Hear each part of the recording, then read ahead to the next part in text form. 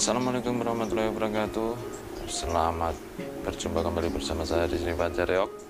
Oke, di sini saya mau menjelaskan apa saya dulu sampai pergi merantau ke Taiwan, meninggalkan keluarga di rumah, terus nyampe di Taiwan itu ceritanya kayak gimana.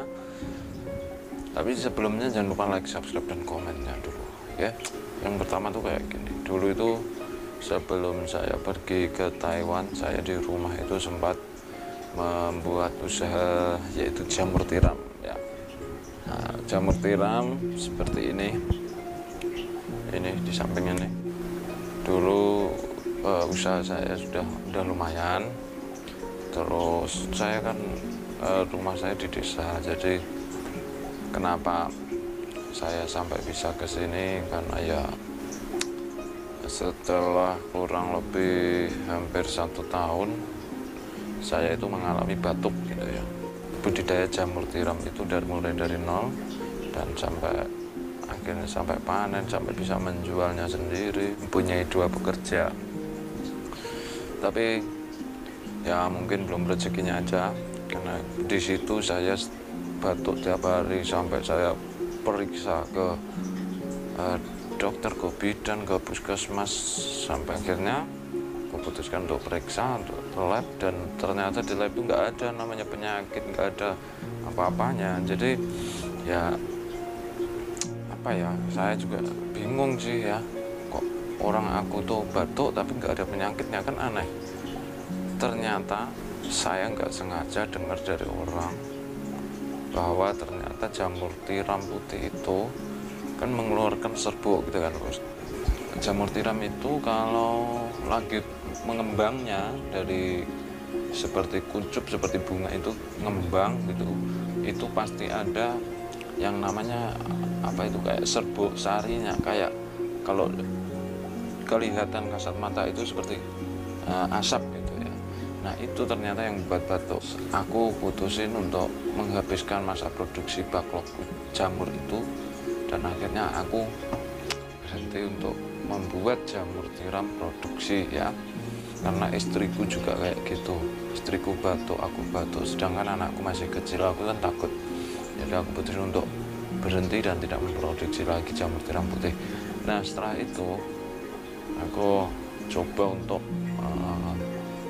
memproduksi jamur kuping.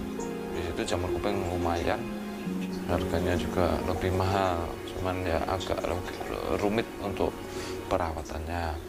Pengalaman di jamur tiram itu belum ada sama sekali, dan aku langsung buatnya banyak, hampir 1000 backlog. Itu menurutku banyak gitu. Panen pun hanya baru berapa kilo kayak gitu, terus backlognya rusak, terserang ulat. Akhirnya aku cari info kayak gini. Ternyata memang benar-benar rumit, beda dengan jamur tiram putih. Ulet itu kan kalau ada jamur mau tumbuh, dia dimakan dari akar, tahu-tahu udah mengering. Ternyata perawatanku kurang, dan kelembapan juga kurang gitu. Akhirnya rugi, benar-benar rugi. Dari modal berapa juta kemarin, itulah sekitar 3 juta lebih lah. Itu banyak ini untukku, itu aku merasa itu udah banyak banget. Akhirnya dari situ modal utang-utangan semua. Aku mau kembaliin kayak gimana, sedangkan jamurnya udah bener-bener gagal, nggak bisa dipanen lagi. Ya udah, akhirnya aku nih whatsappan nih sama kakak keponakanku, dia merantau di Malaysia, cerita kayak gini. Ternyata dia ngajakin aku ke Taiwan. Gimana kalau ke Taiwan kayak gitu kan. Tapi kan dia posisinya belum pulang, masih mau habis kontrak. Aku bilang, kan kamu belum habis kontrak, kok udah mau pulang, kok udah mau daftar ke Taiwan, emang bisa? Katanya sih bisa lah, nanti aku pulang langsung daftar, kamu daftar duluan aja. Aku udah daftar duluan, dia mau pulang, dia mau daftar ke Taiwan, istrinya nggak boleh. Jadi ya saya memberanikan diri daftar, lalu ke Ponorogo Kota. Akhirnya 1 minggu setelah daftar aku medical lolos dan diajak daftar ke PT pusatnya di Sidoarjo waktu itu.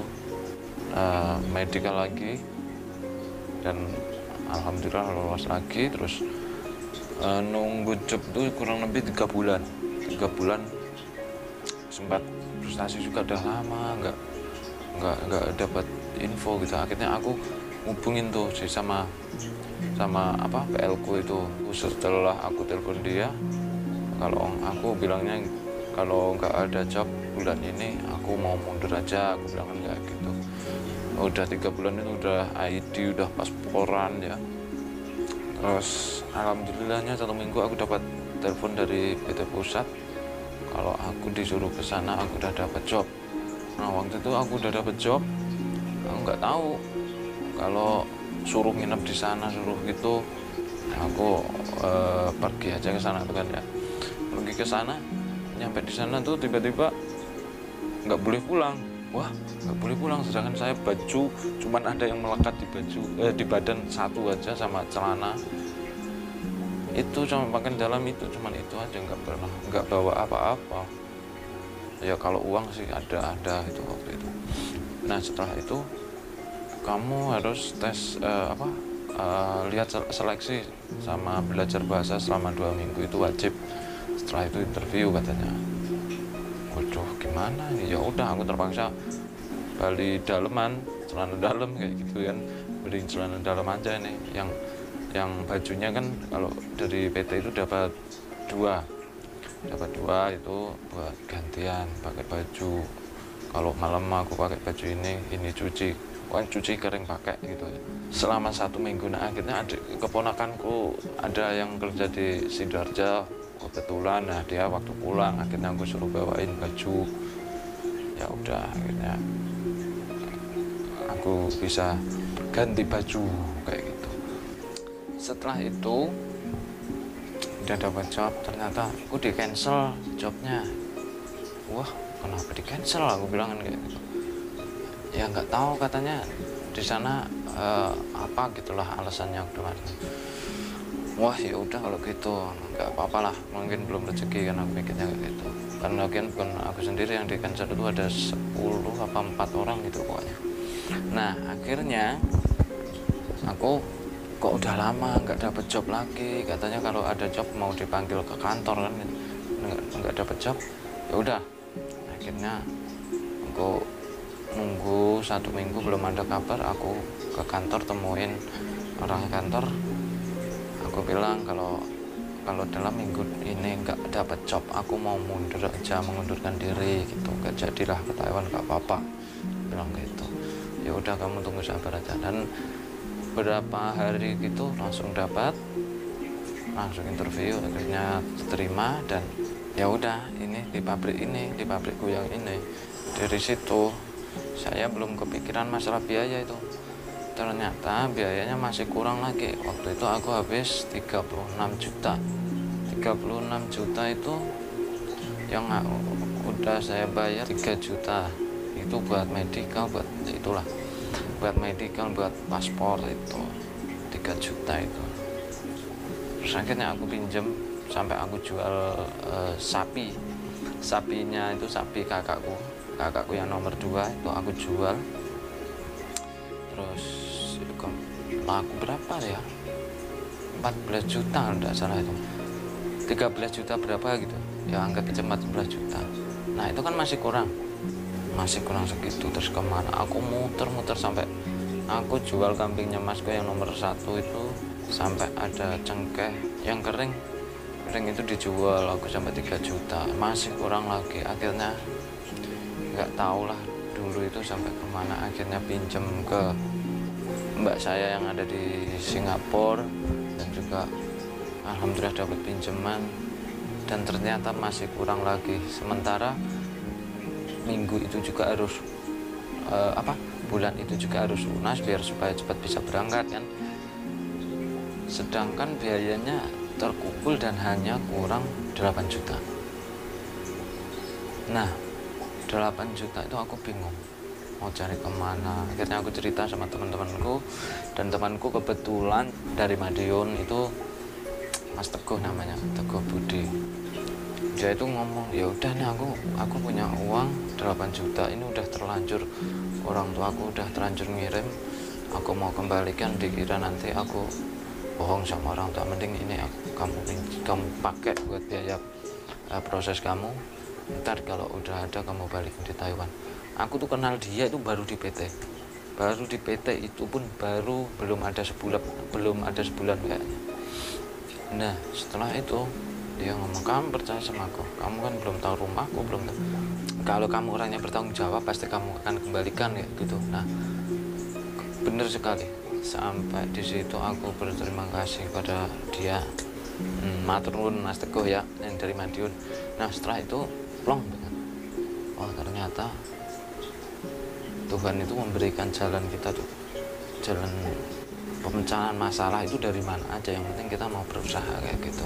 Yang penting juga itu saya gunakan untuk proses kok, bukan untuk macam-macam.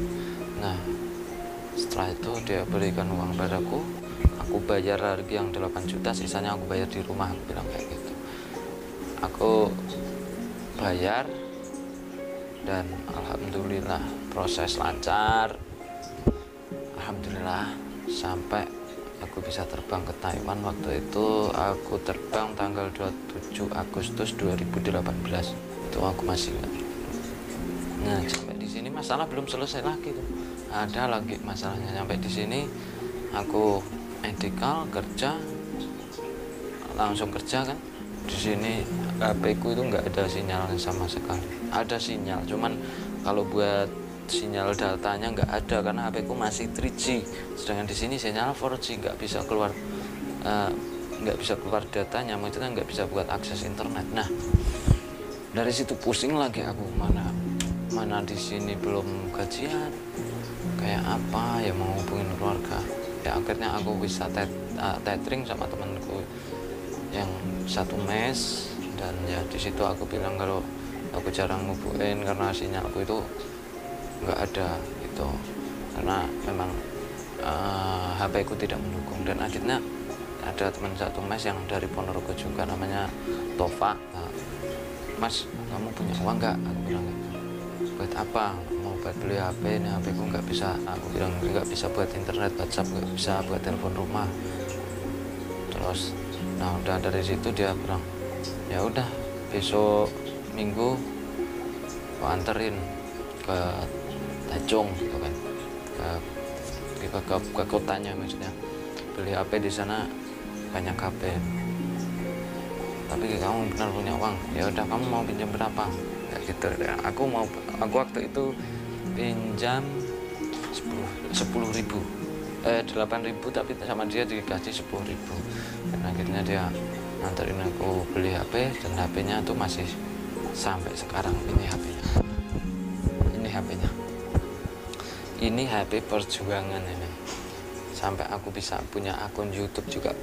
Baru beli HP pakai akun YouTube ini foto anakku ya.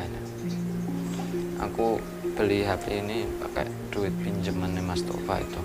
Terus bulan berapa ya, bulan kedua gajian langsung aku kembalikan ke dia. Ya udah kayak gitu akhirnya. Jadi pada intinya saya ke Taiwan itu karena saya mempunyai utang. Modal saya usaha jamur itu sekitar habis 5 juta kalau tidak salah. Sedangkan saya hanya mempunyai modal 1 juta kalau tidak salah. 1 juta ya benar, 1,5 juta. Yang 2 juta aku pinjam sama temanku, teman sekolah yang ada di Taiwan juga. Yang 1 juta aku pinjam sama temanku juga yang ada di Taiwan. Yang 500 pinjam sama adikku. Jadi bener-bener apa ya, dulu itu kayak nggak pernah hutang sebanyak itu gitu. 3,5 juta aku mau balikin nggak gimana gitu kan. Ya ya udah akhirnya aku mutusin untuk nekat ke Taiwan. Itu nekat, dari dulu sama sekali aku tuh nggak punya keinginan untuk ke Taiwan. Aku dulu nggak sama sekali, nggak ada keinginan, nggak ada cita-cita, nggak ada kepikiran juga, spontan aja gitu. Dan alhamdulillah mungkin rezekiku juga di sini. Alhamdulillah sampai sini udah mau 3 tahun, dan alhamdulillah moga rezekiku barokah gitu ya. Dan semoga nanti bisa pulang kumpul dengan keluarga lagi, sehat lahir dan batinnya. Pokoknya intinya saya di sini berjuang untuk diriku dan keluargaku, juga untuk masa depan anakku. Yang pasti di perantauan itu nggak ada yang enak, cuman kita harus pandai-pandai mensyukuri aja. Seberapapun rezeki yang kita terima, kita harus mensyukur. Jadi buat teman-teman semuanya, jangan nyerah segitu aja. Wujudkan cita-citamu mungkin ya, untuk membahagiakan orang terdekatmu. Jangan nyerah gitu aja. Karena apa? Tuhan pasti akan memberikan jalan pada orang yang mau bergerak. Nah, itu ingat ya. Jadi ya udah, jalanin aja. Udah. Awalnya juga di Taiwan tuh, alah ya udahlah, kayak gini, jalanin aja kayak gitu. Ikhlas lah. Niat beribadah, tanggung jawab kita masih gede. Intinya kita harus pandai-pandai bersyukur lah. Mungkin kalau saya dulu pokoknya intinya rencana Tuhan itu lebih indah. Tuhan itu bukan memberikan apa yang kita minta, tapi Tuhan memberikan apa yang kita butuhkan, gitu kan. Oke, sedikit banyak gitu aja cerita dari saya. Semoga bermanfaat dan bukan maksud untuk pamer atau apapun. Kita ambil hikmahnya aja dari semua apa yang kita jalani, kita alami. Kita ambil hikmahnya, ambil positifnya aja. Yang tetap semangat untuk menjalani hidup apapun keadaannya. Karena kebahagiaan itu bukan tergantung pada uang. Meskipun segalanya itu membutuhkan uang, tapi uang juga bukan segalanya. Oke, semoga Anda semuanya tetap sehat selalu dan panjang umur, dan juga selalu bisa membahagiakan diri sendiri juga orang terdekat kalian. Oke, sampai di sini dulu ya. Jangan lupa like, subscribe, dan komen ya. Oke, ya. Assalamualaikum warahmatullahi wabarakatuh. Bye bye.